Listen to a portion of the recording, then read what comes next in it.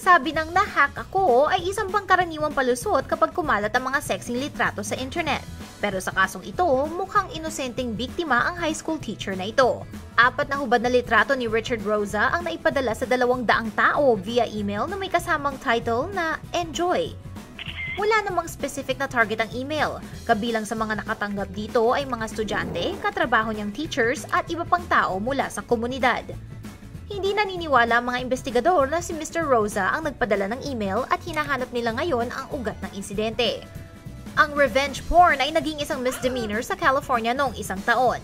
Ipinagbabawal ng batas ang pagkalat ng mga sexually explicit na litrato lalo na kung ang mga ito ay dapat na manatiling pribado.